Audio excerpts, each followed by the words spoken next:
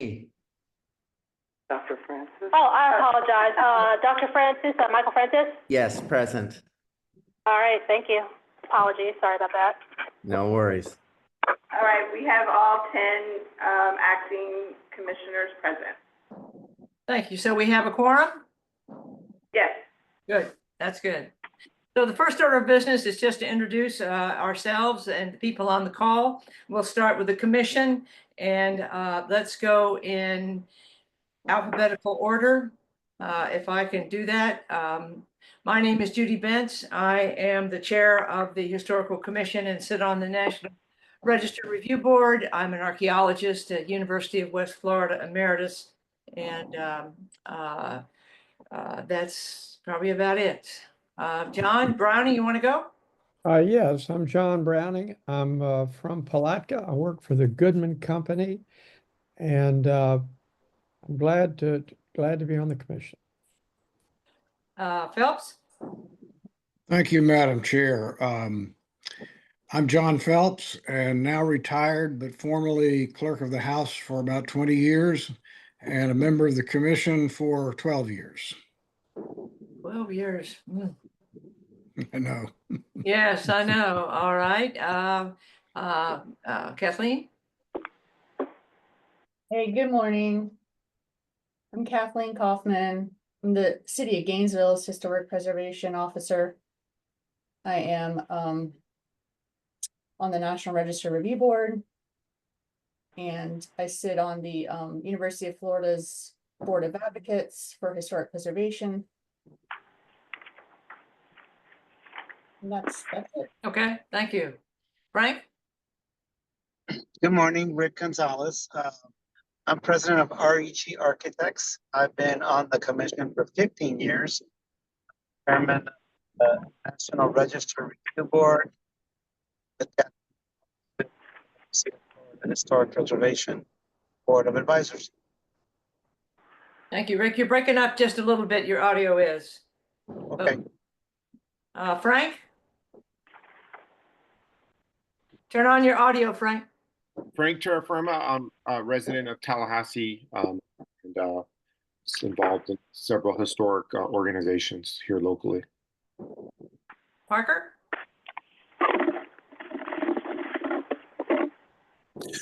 Thank you, Madam Chair. My name is Parker Destin. I am a member of the UWF Historic Trust. I'm a board member on the Okaloosa County School Board, and I've been a member of the Florida Historic Commission for about 2 years. Proud to be here. Dr. Francis? Good morning, everyone. Delighted to be here this morning. I'm Michael Francis. I'm the Huff Family Endowed Chair of Florida Studies at the University of South Florida, St. Petersburg, and Professor of History, and I also serve on the National Register Review Board. Thank you. Mr. Drysdale? Yes, David Drysdale. I'm from St. Augustine. I have the Alligator Farm in St. Augustine. Also serve on the Board of Trustees at Flagler College and at the Leitner Museum. Thank you. Let's see, Mr. Hoyt. Hi, I'm David Hoyt. I'm the Executive Director of School Boards for Academic Excellence and a co-founder of Cornerstone Classical Academy, where I live here in Jacksonville. Thank you. Are there any other commissioners that are on Zoom that I missed? No, I think you got them all. Thank you. All right, Angie, if you would take care of introducing the staff. Sure, I'll introduce who's in the room, and then I'll ask our moderator, Jeremy Hiker, to go through and introduce the people that are on the webinar, because I can't see them all. So in the room, I am here. Director Lotane is going to be joining us late. She had an event that she had to attend that started at 9 o'clock. It was scheduled after this meeting at the Capitol, but she should be joining us when she can. And we also, in the room with me, Ruben Acosta, he's our Bureau Chief of Historic Preservation. You all know him. Cara Fleming, our new Executive Assistant, who is your primary contact in the cultural role and will be tracking your emotions and things like that.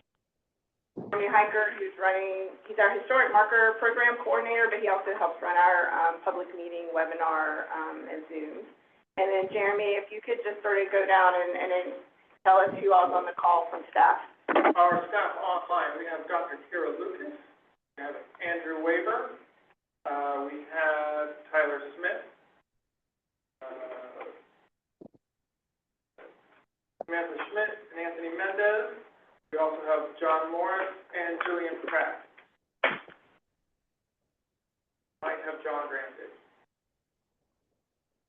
Thank you. Angie, how would we handle the introduction of the guests? I would also ask Jeremy to go down, raise your hand if you would like Jeremy to acknowledge you and unmute you, and he'll call you out in order of going down the list. So guests, please raise your hand so you can be recognized. We have Mr. Mark Carney.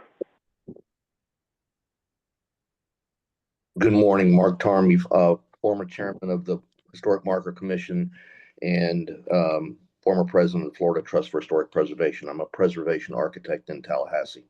Thank you. We have Allison McGillis. Yes, good morning, everyone. I'm the planning director for the city of Winter Park. We have Betsy Owen. Good morning, everyone. I'm Betsy Owens. I am the executive director of Casa Feliz Historic Home Museum in Winter Park.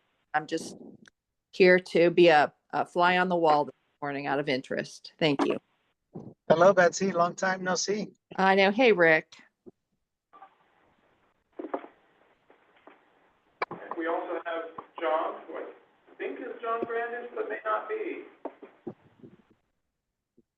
Oh, no, this is John. I'm John Harbless. I'm the zoning official with the city of Winter Park.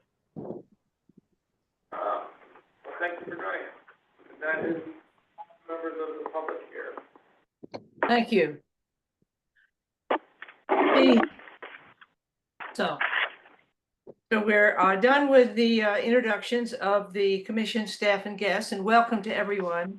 Next, we need the commission needs to formally adopt the agenda. I know you all have copies of it. Would you please take a look at it?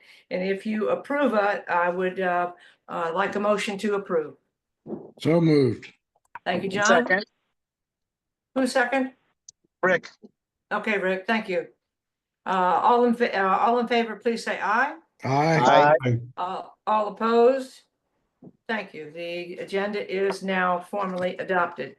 The first order of business really is information on the Winter Park Historic Preservation Ordinance. And Angie, Dr. Talbosin, would you please bring us up to speed and give us kind of an overview for everyone here, not just the commission, but certainly the commission on the situation? Sure. Again, I'm just speaking on behalf of Director Lotane. Hopefully she'll join us later. I wanted to just give context on the meeting, how we got here, because some of the people participating weren't on our last meeting, and then turn it back over to the commission to discuss and make some decisions on how they want to proceed today. So at the last meeting on February 7th, during other business, this was not an agenda item. There was discussion on proposed updates to the Winter Park Historic Preservation Ordinance, particularly provisions relating to penalties for unauthorized alteration and demolition of historic resources. And the commission did pass a motion at that meeting made by Commissioner Destin to instruct the chair, Dr. Benz, to draft a letter expressing the commission's worry or apprehension and potentially opposition to the ordinance updates that were discussed at the meeting. Following the meeting, after consultation with Dr. Vince and Department's General Counsel, it was determined by the subsequent meeting really was needed to fully discuss this item, which had not been agenda, to have more discussion in the sunshine before a letter could be finalized. So following, and there was a couple of reasons for that. Dr. Vince, after the motion was passed, did indicate she would like to have some assistance from other commissioners in drafting General counsel did recommend that the commission should really review and vote on the actual language of a letter before it was sent, and at the time, we did not have that.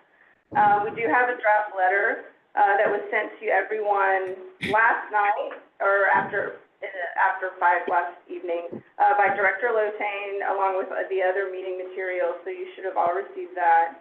Additionally, staff reviewed additional information because we didn't have all the facts in front of us at the time either, which included meeting materials and minutes from the Winter Park Historic Preservation Board and the City Commission.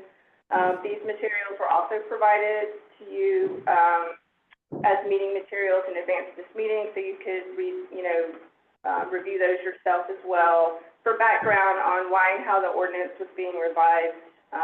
And sort of related to that, because this wasn't an agenda item at the February 7th meeting, the City of Winter Park was not represented on the meeting and unable to answer or respond to questions or concerns from the commission at that time. You also received with the meeting materials a letter from the city to the FHC, and they are in attendance today. So I would say the goals for today's meeting are to, just allow time for additional discussion and questions. Now that the commission members have had time to look at additional, the ordinance itself, additional meeting materials and background information. Hopefully by the end of discussion, the FHC would take action to resolve the motion that was passed at the February 7th meeting. I could go in a couple of different ways, or however the commission would like to do that. If you still want to send a letter, as previously voted, the language of the letter should be crafted and finalized and voted on today by the commission. Staff has the ability to share a document on the screen so that we can see in real time your comments and edits to any letter that would be sent and voted on before being sent. Or if the commission no longer after discussion wants to send a letter, we would probably request a motion to do that as well, to resolve the motion from the last meeting, that, however you wish to proceed. And then one other item to note, at the last meeting, it was discussed that there was a meeting in Winter Park tonight, which is why we scheduled the meeting, today. But in looking at the January 8th City Commission meeting minutes that are online, it does appear that the city's vote on the ordinance at that time was tabled for 60 days to allow for additional public input. So it appears to us that the meeting tonight is not a vote or a city commission or a meeting of the commission, but rather a neighborhood public meeting to gather additional input. So I just wanted you all to be aware of that, you have a little bit of time to have this discussion and make your decision on how you want to proceed. At this point, I would say, Dr. Vince, I would turn it back to you to see how you wanted to proceed with the discussion. We do have, again, the city online if you want to ask questions from the city. And we do need to, when you're ready to do that, work on the language of the letter.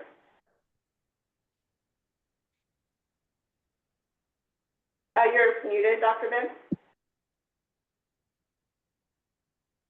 Sorry. Thank you, Angie. I think that the commissioners would like to hear from the city. Is that right? Yes. Good. I think that we have heard from from the consultant side. Now let's hear from the city side. So Ms. McGillis, thank you for your letter. It was that sort of explained the ordinance itself, and the copy of the ordinance was very helpful to me, and I'm sure to all of the other commissioners. But if you would just go over it a bit, so that we're all on the same page, those that are not on the commission could hear the explanation. But thank you for sending the background materials. And so if you would just give us kind of an overview and maybe the history of how this came about, this proposed amendments to your historic preservation ordinance. Yes, good morning. Thank you very much for giving me the opportunity to explain it. a little bit more in detail. So this all started because we had an unfortunate incident where a historic home was torn down. And so our Historic Preservation Board wanted to revise the ordinance a little bit to make it a little more predictable and kind of define some more text in the Historic Preservation Ordinance on how to move forward from that unfortunate incident. So basically, the ordinance has 5 main goals.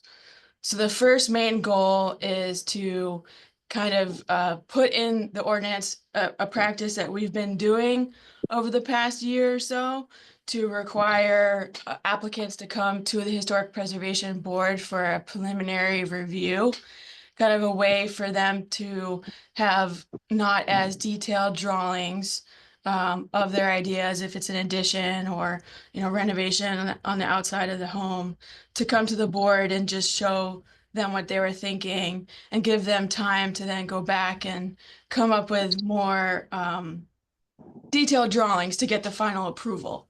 So that's the first goal, to add that into the ordinance.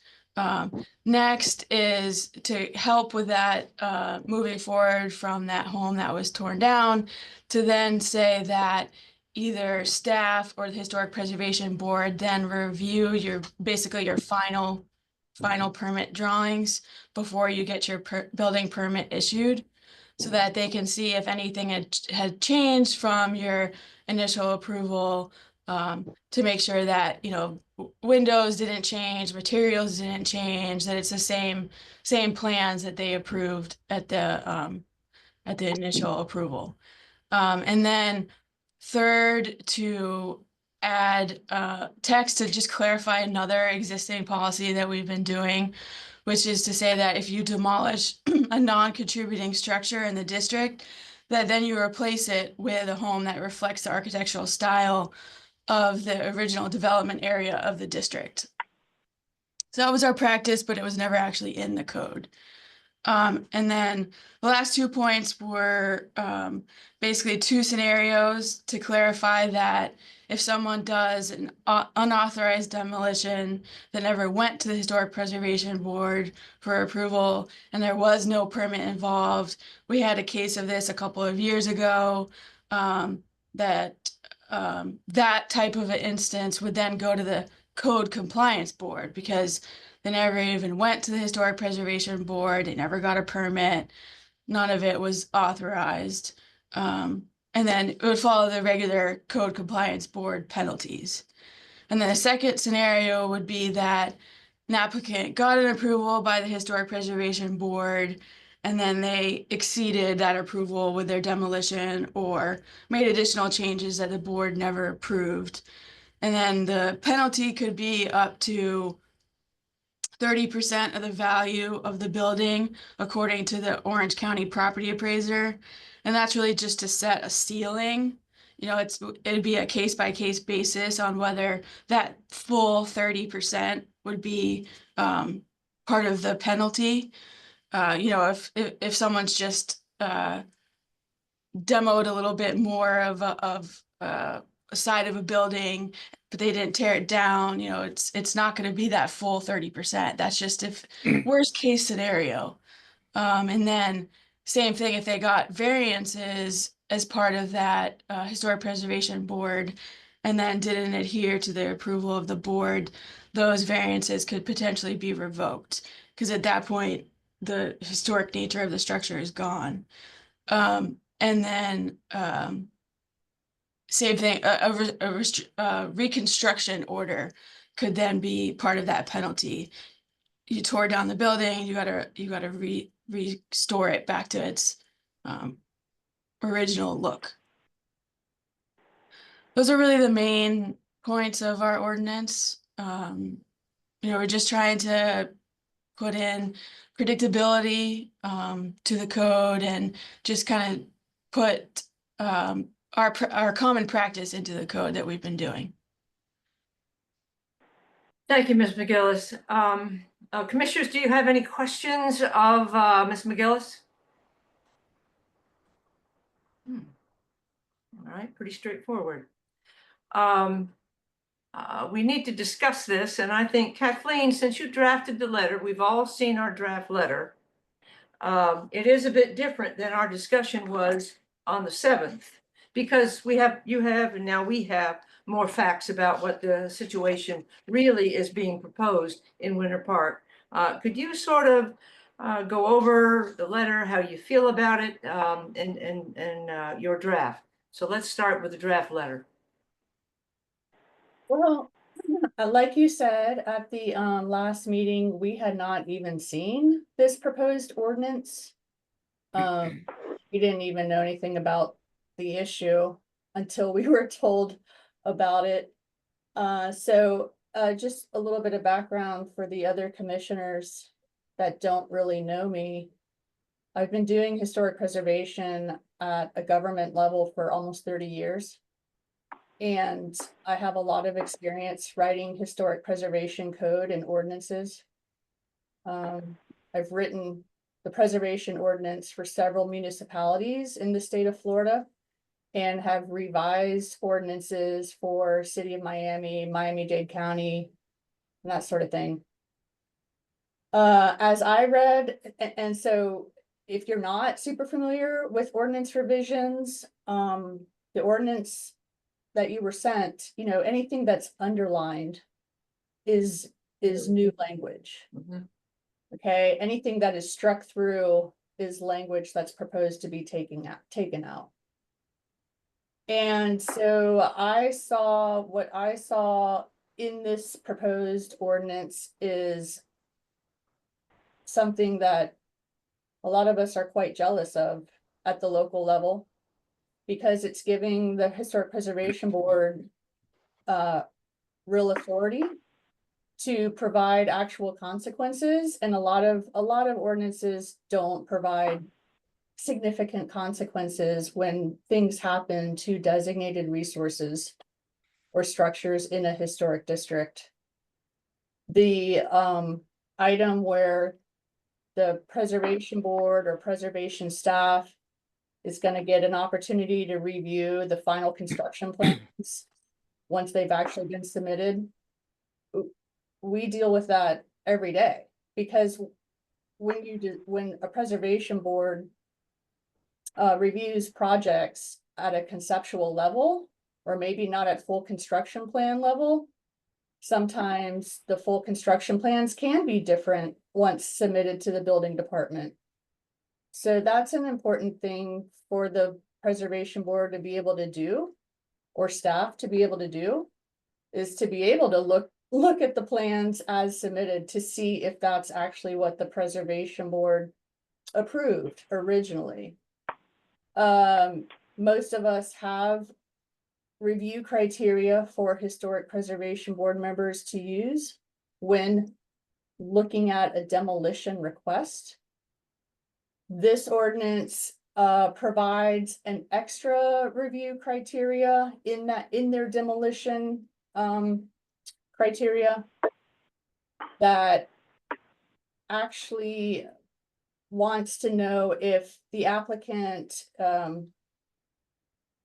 if you're going to be demolishing a structure, are you going to be authentically recreating a project in an architectural style that's prevalent to an era that district is known for, that's characterized by that district.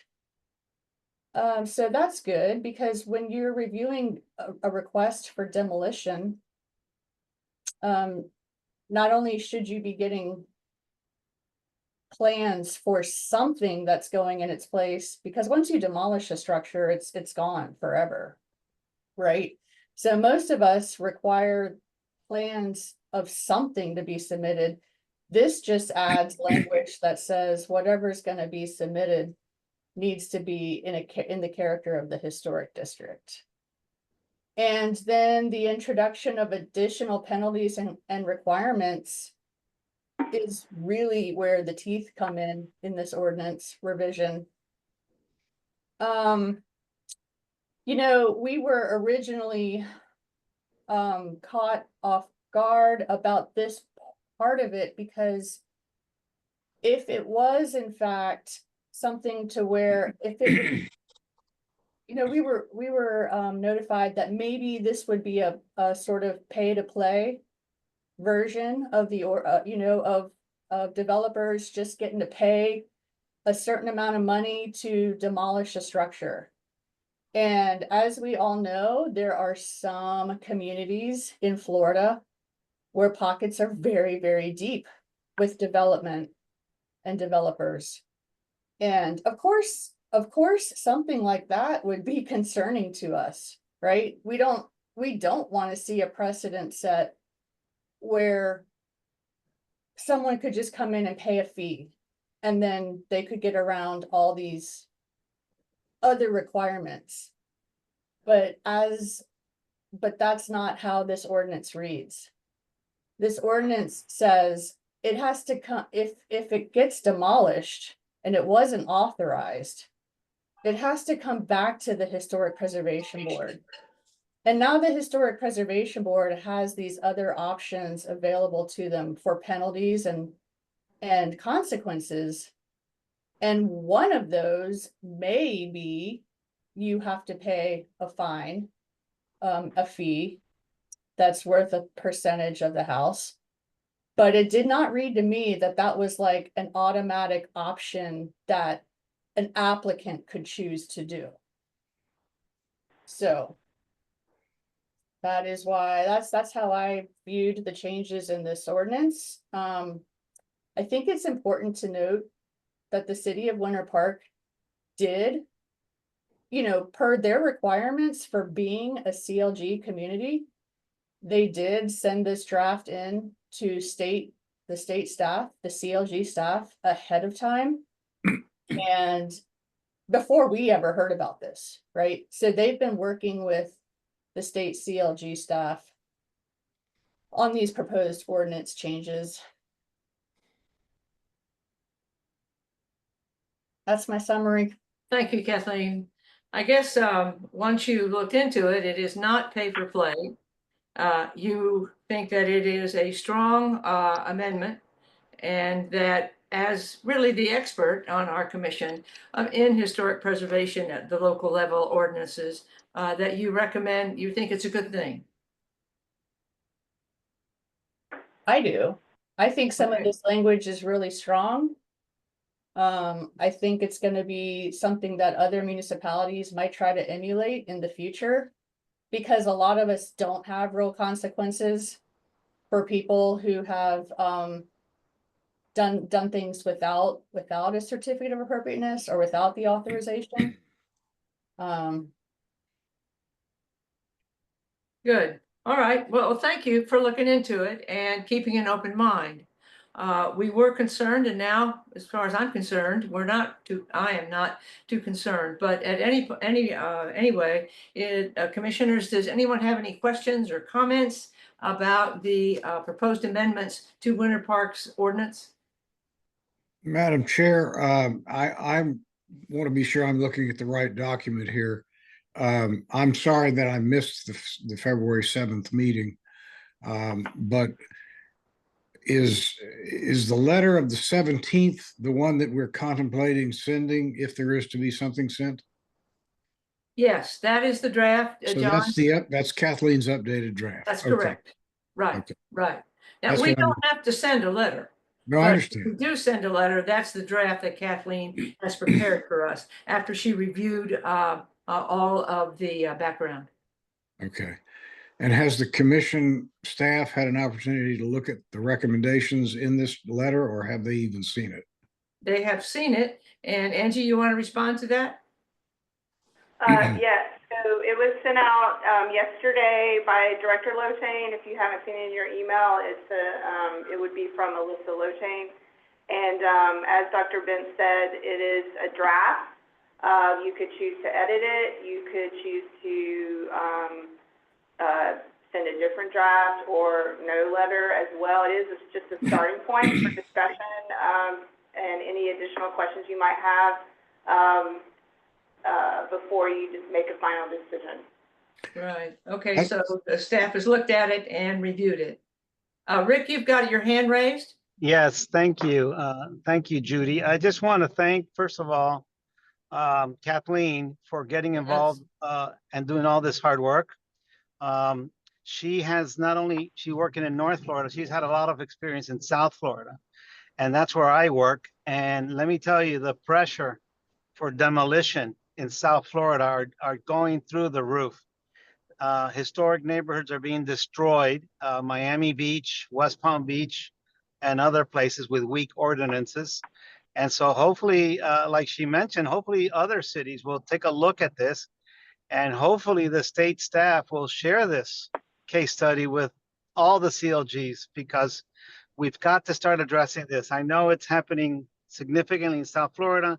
It's creeping into Central Florida, and probably someday it'll be up in North Florida too. So we got to come up with strategies to safeguard our historic districts and our historic buildings. Thank you, Kathleen. Yes, I second that.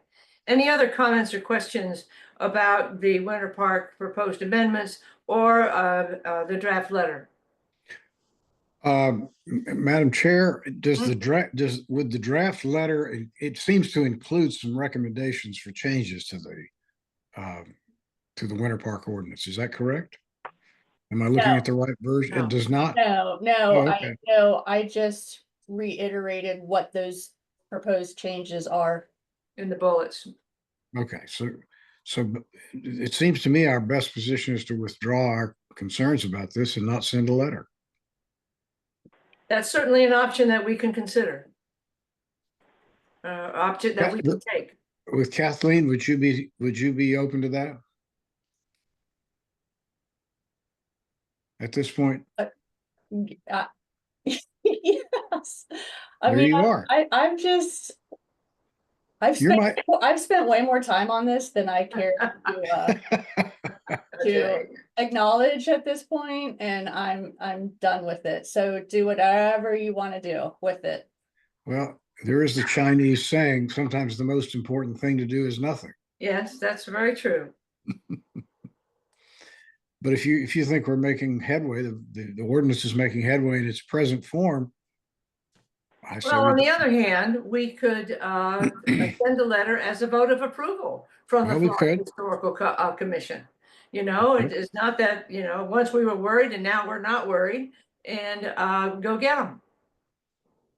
And Dr. Benz, if I can add to that, if we can have our staff share this case study, this exercise with all the CLGs of Florida. Sure. So is that a motion?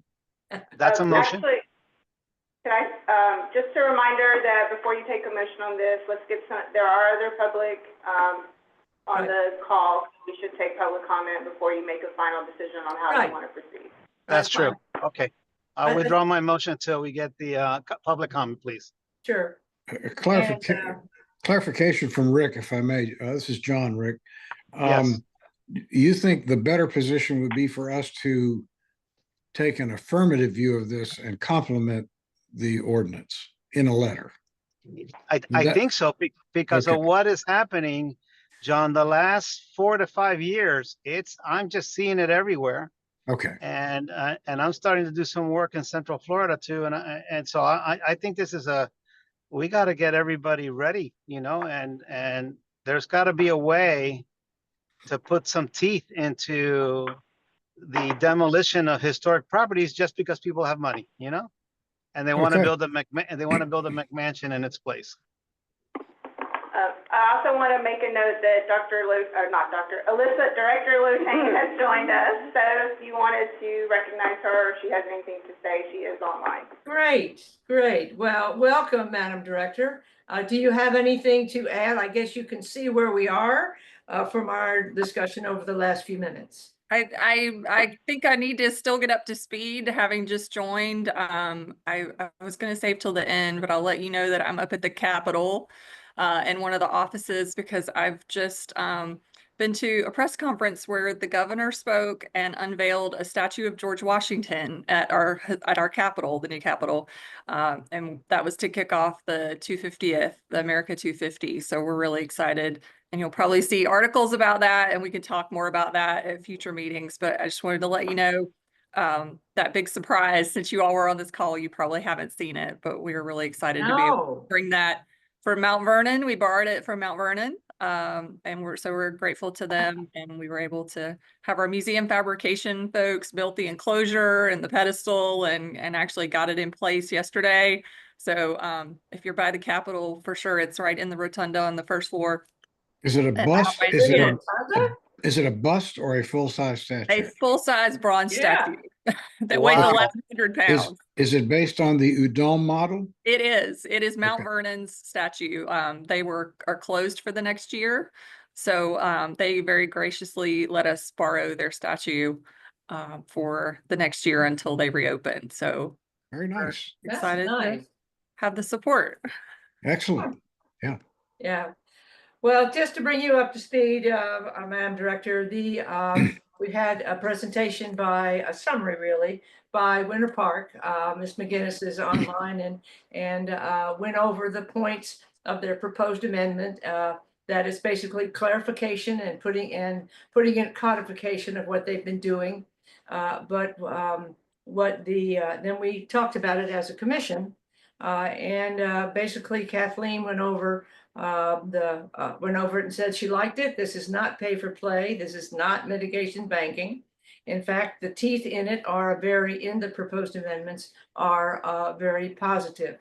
And so then we went to the draft letter, and basically we like the letter, so it's going to, instead of be a negative, be a positive. And we're discussing now whether to send a letter of affirmation or support to the city of Winter Park.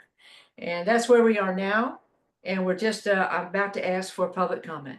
Perfect. All right. Thank you very much for catching me up. You bet. All right, so let's switch to public comment.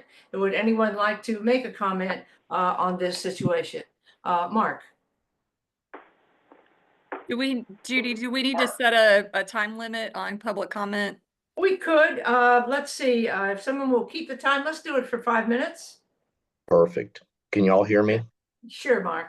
Okay, so my point in bringing, and I'm the little boy that ran through the street ringing the bell. So the point was that I don't disagree with Kathleen's assumptions and her conclusions. I think they're brilliant. My concern was that code was not in effect when this was done to the applicant, and the applicant, honestly, I think it's kind of our firm built an entire timeline and went back through the entire process, and it's a little hit or miss. So for my part, I think what's happened here is, and this is pretty common all over the state, we will have people in different municipalities and cities of, let's say, varying qualifications that are making these determinations. I think Winter Park now has a preservation planner. That's what my daughter is studying in school. However, the demolition that was done on the house at 765, the second floor was demolished at the order of the structural engineer because so much damage was found in it, and then it was added to or contributed to the amount of overall demolition. That second floor was replaced. And so you have this sort of infighting between what the preservation board wants and what the building department will demand. So it's not unusual for us, especially, and y'all know I'm from North Florida, we'll start pulling siding off and the siding is over tar paper or less, or there's Spanish moss used as insulation and it's nailed directly to the studs. Well, that will not meet the Florida wind load codes that are currently in place. So on almost every project we're doing now, we have to remove the siding and then resheathe the building. This building had a significant amount of water and termite decay, and it's awkward, but this is where that becomes the domain of the building official, and the building official needs to be in touch and talking to the preservation board so they understand that these two things they're not together. They're different things, but they have result on the same piece of property. I think that's what happened here. So the second floor was demolished due to decay and put back, and that quantification of demolition should have been removed from the calculation of the area of demolition. We recalculated the area of demolition of the actual house, and it's about 41.6%, which is less than the 50% that was allowed in the original ordinance. And again, all the things that were propounded upon this property were under the old ordinance, not the proposed new ordinance. I agree with you, Kathleen. I think the new ordinance I think it should have teeth, but the ordinance, I think the old ordinance and the actions taken by the Winter Park HPB was an overreach. That's all I have to say about it. Thank you, Mark. Anyone else from the public want to comment? I don't know how to raise my hand, but my name is Okay. Ryan? I'm the property owner of the house in question here, and I think as it was described that the home was demolished is not accurate. The second floor framing was removed, which is what triggered this whole issue, and it was removed to be reframed, and the house is being built identical to the plans that were submitted and approved by the HPB. The issue at hand here that we experienced was there was no penalty that was in the ordinance, and the board took it upon themselves to levy $100,000 contribution to the Historic Preservation Grant Fund, which seemed extortionary. And a board member then later gloated 2 months later and said that they should have asked for more because our contractor paid it the next day. I was verbally threatened by one of the sitting board members a week before this meeting. I have an active ethics complaint against the board to the Florida Ethics Commission because of the actions that they took, which seemed to be an abuse or misuse of their public position. So I would just caution the commission from taking a firm position, whether supportive or in opposition due to this ethics complaint that's currently active. The state caps fines for various building, tree removal, etc. And the way that this ordinance is proposed is it's not a fine. They're not calling it a fine. They're saying that it is a monetary contribution. On its face, it is a seemingly purchasing of your variant or approvals, and I believe that it is in contrast to state law with maximum penalties. And I would just recommend that you have your state legal team review this ordinance for its actual, legality. That's all I have to say. Thank you, Mr. Phillips. May Go I? ahead, please. Yeah, I think that if the Winter Park Preservation Board is going to have this authority, and this would be statewide, there needs to be it codified in the ordinance, the types of offenses and a schedule of values. That doesn't exist. So, I mean, otherwise you can just sort of make it up as you go, which I think is a slippery slope. Well, this won't become statewide. This is just for Winter Park. But Yeah. you're saying if other local or municipalities adopt this. Exactly. Right. Thank you, Dr. Okay. Thank you. Any other comments? Kathleen's hand is raised. Sorry, I missed it. Yes, Kathleen. I just wanted to remind the commission that it's not our purview to get involved in a specific case for a municipality. Like, whatever unfortunate stuff is happening with this homeowner and the Historic Preservation Board, that is not our issue, and that's not why we're here. I believe the revisions have been looked over by the state officials and their CLG staff and their council. And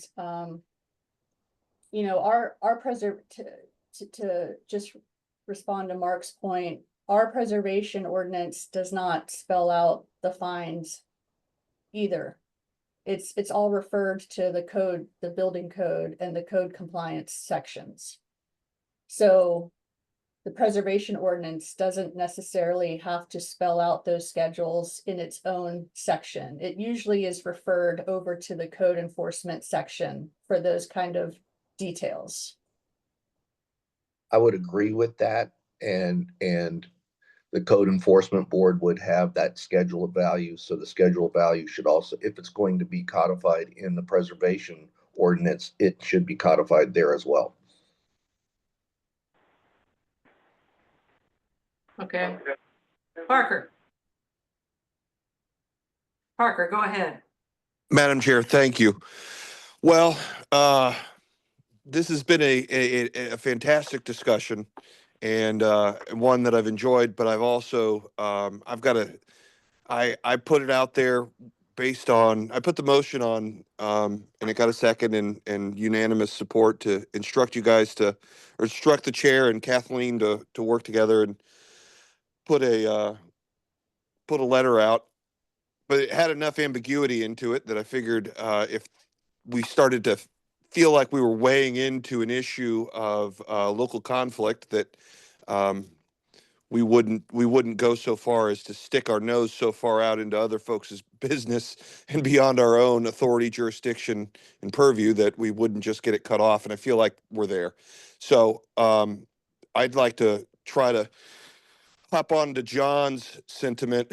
I'm going to put a motion out on the floor that we take no action. Thank you, Parker. Is there a second for this? I'll second. Thank you, John.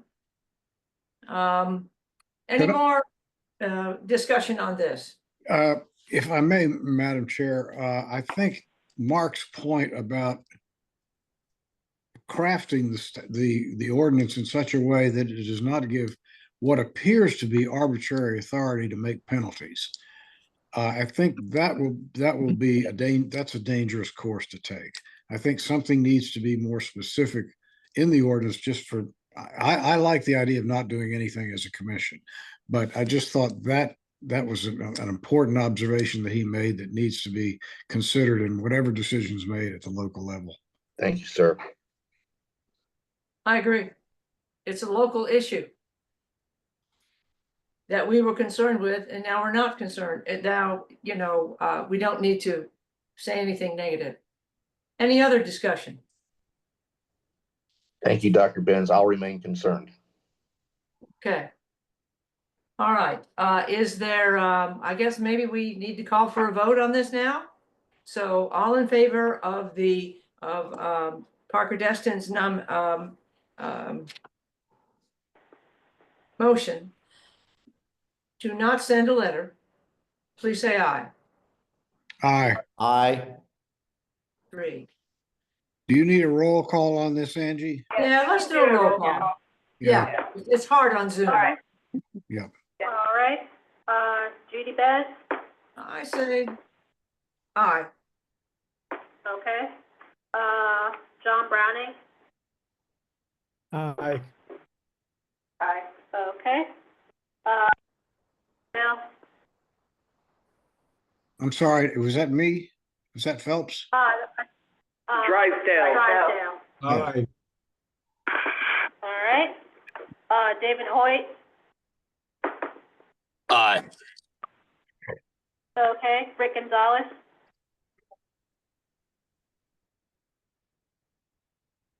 Rick, He's muted. Rick, you're muted.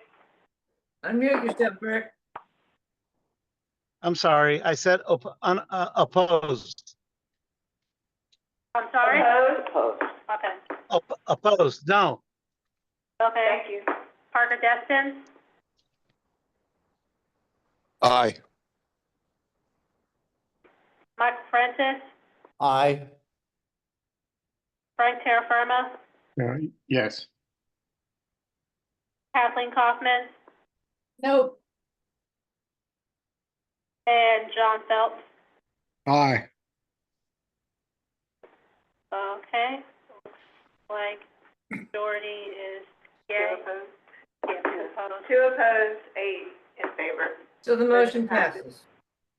All right. Okay. So that's the decision. Is there anything else the commission needs to do, Madam Director? Just if there's any additional public comment, I think that was on the agenda again, if Right. anyone else Yeah. needed Is to there say any anything other about public this comment? or other topics. I just wanted to say, I don't actually disagree with my fellow commissioners, but since I put so much work into that, I had to. Thank you, Kathleen. Thank you. Sometimes that's the way it works out, you know?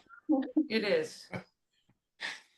And Yeah. and I know how long and how hard it takes to do this, Yes. working with a lot of historic districts. So I had to back up Kathleen.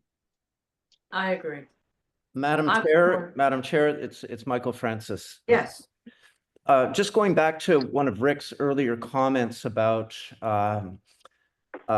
sharing the language in this with other districts.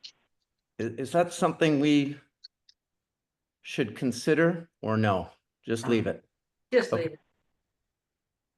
That's my opinion. What do you think, Alyssa? That's a Me? local- Well, yeah, local to be thing. honest, this may not get a comment when we're reviewing the ordinance. I mean, this is, I don't know if you've talked about this. We've sort of talked about yesterday how to convey this because we have to write a letter next week with the ordinance review. So this is sort of outside of our normal review. And so it's not really part of that regular process. Right. Any other public comment? Winter Park is a CLG, and so they're part of our network, our CLG Right. network. If it actually does get approved in the end, they can certainly send it out to the rest of our CLGs as we usually correspond with each other on a pretty regular basis, that this was something that just got approved, and if you wanted to see it, here you go. So they have the opportunity to do that. I don't think it requires us telling the CLG staff to do it. Perfect. Thank you. Right. Thanks, Kathleen. Any other business? Any other public comment? Okay, well, I personally want to thank you, Kathleen. You did a lot of work, and we've all been in that point where there's a concern, and you look into it, and it's really not a problem. I mean, that's just the way it works. But thank you very much for you went above and beyond, and I appreciate it, and we all do. I think we've made a good, solid decision. We've thrashed it out. We've heard both sides. We know what's going on in Winter Park. And Ms. McGillis, thank you very much for explaining it to us and sharing the ordinance as well as your analysis of it or your summary of it. So without any further business, I believe that we can be adjourned. Thank you very much, everyone. Thank you. Thank you. Thank you. Thank you. You bet. Motion to adjourn. Okay.